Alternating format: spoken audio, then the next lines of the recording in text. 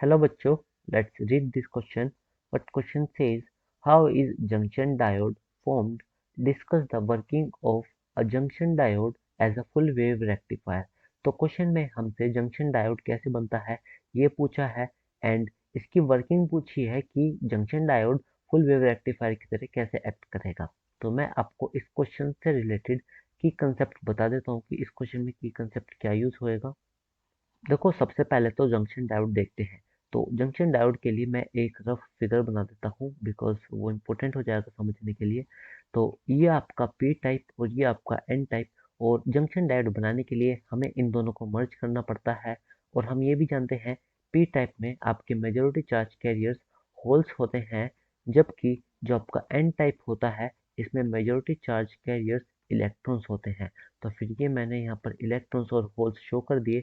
और इसमें क्या होता है कि जब हम इन दोनों को कनेक्ट करते हैं तो फिर इसमें जो फर्स्ट कॉलम है इन दोनों का, इसमें आपस में डिफ्यूजन स्टार्ट हो जाता है और ये इलेक्ट्रॉन्स और होल्स आपस में डिफ्यूज होकर यहाँ पर नेगेटिव आयन क्रिएट होता है और इलेक्ट्रॉन के साइड पॉजिटिव आयन क्रिएट होता है, जिससे अंदर ही एक इंटरनल इलेक्ट्रिक फील्ड जनरेट हो जाती है।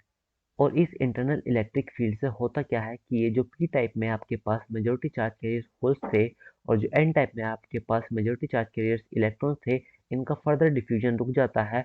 और ये जो यहाँ पर रीजन बना है, दिस इज डिप्लीशन रीजन। इसी वजह से इसको डिप्लीशन रीजन कहा जाता है बिकॉज इनके फर्दर डिफ्यूजन डिप्लीट हो जाते हैं। एंड इसी डायोड को एक तरीके से और शो कर सकते हैं कि जो आपका पी टाइप होता है ये कुछ इस ट्रायंगुलर फॉर्म में शो किया जाता है। ये आपका पी टाइप और एन के लिए यहाँ पर हमें स्ट्रेट लाइन लिखानी पड़ती है। और अगर हम इसको बैटरी से कनेक्ट करेंगे तो फॉरवर्ड बायसिंग में क्या होगा कि जो इसका पी टाइप है वो पॉजिटिव टर्मिनल ऑफ बैटरी से and N type negative terminal of battery से अटैच्ड होगा। तो ये हमारा फॉरवर्ड बायस में आएगा। एंड अगर हम रिवर्स कर दें कि पी टाइप आपका नेगेटिव एंड एन टाइप आपका पॉजिटिव टर्मिनल ऑफ बैटरी से, तो ये आपका रिवर्स बायस में आ जाएगा। तो ये हमारा सिंपल सा जंक्शन डायोड है, ये फॉर्म हो चुका है और हमने इसका सर्किट डायग्राम भी देख लिया।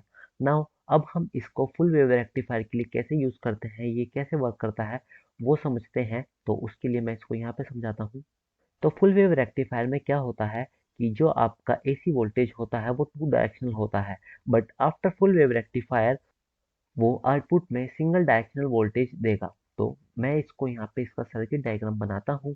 ये हमारी इधर इनपुट साइड हो जाएगी एंड इधर आपकी आउटपुट साइड हो जाएगी।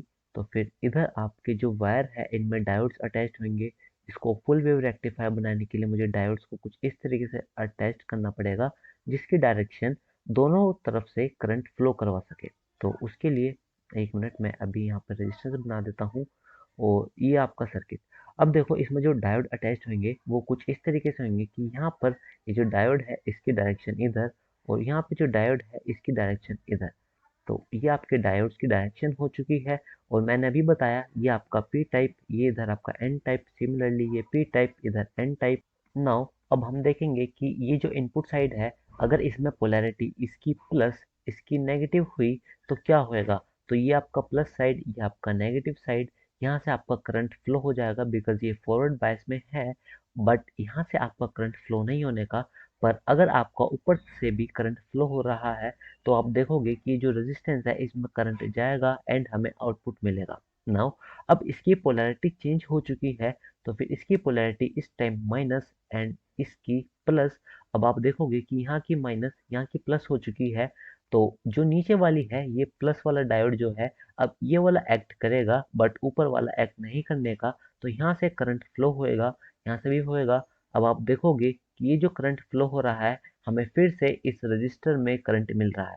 मतलब हमें दोनों तरफ से, मतलब जब आपकी पोलैरिटी चेंज हुई तब हमें आउटपुट में करंट मिल रहा है, हम अपने करंट को यूज कर सकते हैं। तो ये आपका फुल वेव रेक्टिफायर हो चुका है।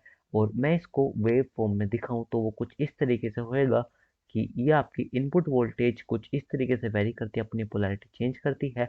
But after using full wave rectifier ये कुछ इस तरीके से वेव फॉर्म बनाता है कि आपकी सिंगल डायरेक्शन में आउटपुट दोनों तरफ से मिलेगा। ये आपका इनपुट एंड ये आपका आउटपुट हो जाएगा। और यही आपके क्वेश्चन का फाइनल आंसर हो जाएगा कि हम डायोड कैसे फॉर्म करते हैं और इन डायोड का यूज फुल वेव रेक्टिफायर में किस तरीके से होता है। I hope you guys understood this. Thank you so much. Take care.